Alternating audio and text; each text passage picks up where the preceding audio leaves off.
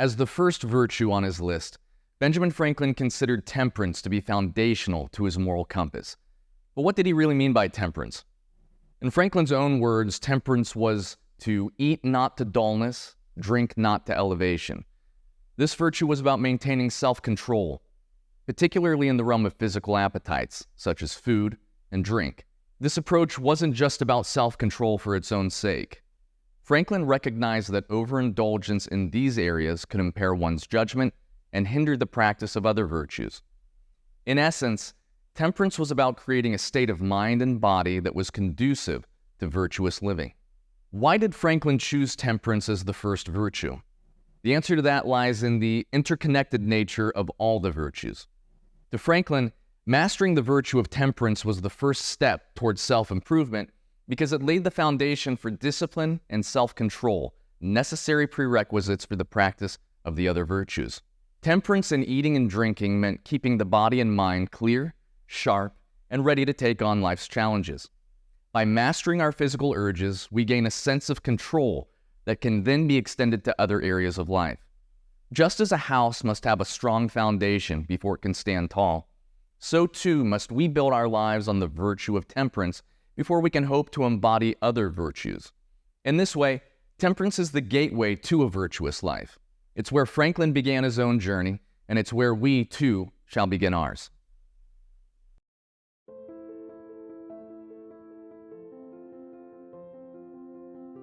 Dear denizens of the 21st century, I write to you now of the first of my humble list of virtues, the virtue of temperance. Temperance, dear reader, is a virtue that finds its value in the delicate balance between excess and deficiency. It is a virtue which I found to be of great importance in my time, and I believe its value persists in your epoch, albeit perhaps in different forms. The ceaseless noise and distractions that plague your modern life may threaten to drown out the quiet voice of temperance, yet it is precisely in such a world that the calming power of this virtue shines brightest. Temperance, dear friends, is not merely a matter of diet or drink, but of all things which we consume, be they food, entertainment, news, or the myriad other substances and experiences available to you. In my era, temperance helped me maintain my physical health, clearness of mind, and financial stability. It taught me to discern between necessity and luxury, to avoid the unnecessary expenses that are the bane of prosperity. I learnt that the man who best understands how to live is he who knows what to leave out of his life, not what to add to it. Consider, dear reader, the implications of a world devoid of temperance. A world governed by excess and scarcity, where minds are clouded with too much or bodies weakened by too little. The consequence would be a society teetering on the brink of collapse, unable to sustain its own weight. I urge you, friends, to reflect upon your own life. Where can you practice this virtue of temperance? How can it lead to greater balance and harmony in your daily existence? I believe that by embracing this virtue, you may find that your life becomes not one of deprivation, but of greater satisfaction and tranquility. Remember, dear reader, temperance is the key to moderation. It is the cord that strings together the pearls of all the virtues. It allows us to taste the sweet fruits of life without consuming them to the point of sickness. I shall leave you with these reflections on temperance. May you find in them the same benefit and wisdom I have, and may you discover, as I did, that in practicing temperance we do not limit our lives, but instead we expand them. Yours in the service of virtue, Benjamin Franklin.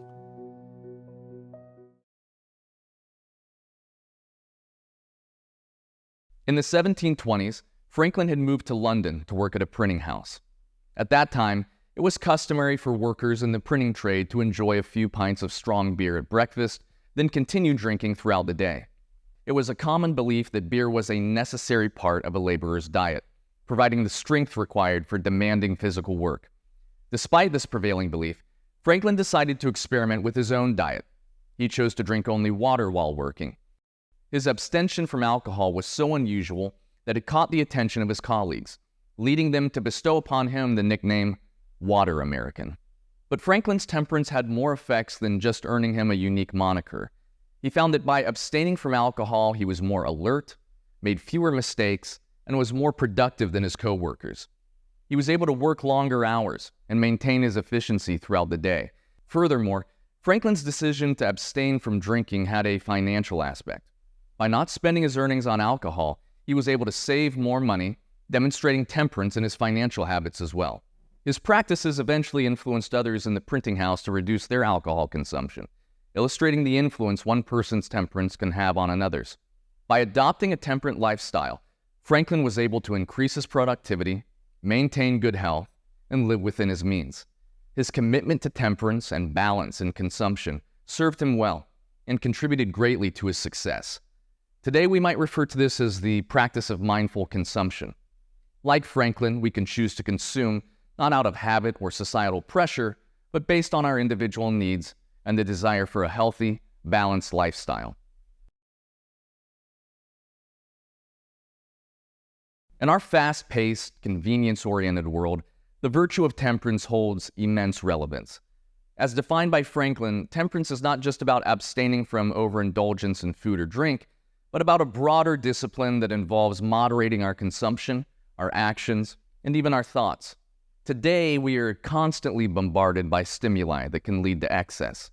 Whether it's the endless buffet of digital entertainment, the ease of online shopping, or the overabundance of information through social media and news outlets, there's a clear potential for overconsumption. These modern conveniences can easily lead us to a state of overload, excess, and ultimately, imbalance. Without temperance, we risk becoming slaves to our desires and impulses. This could manifest in a variety of ways.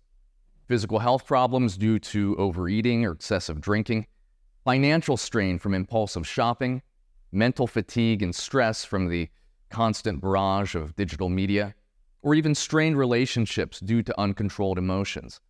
The lack of temperance also undermines our ability to focus and concentrate, as our attention gets spread thin across numerous distractions. This scattered focus can affect our productivity, our learning, and our overall mental well-being. By establishing a strong foundation of self-control through temperance, we can better equip ourselves to tackle other virtues. We can become more diligent in our work, more patient in our relationships, more disciplined in our personal growth, and more considerate of our impact on the world. In essence, temperance in the 21st century sets the stage for the broader project of character building, much like it did for Franklin in the 18th century. To truly understand the virtue of temperance, you need to practice it. We'll provide a few suggestions on exercises you can choose from. Pick one of them, or if you have another way to practice, feel free to do that. The important thing is to practice the virtue.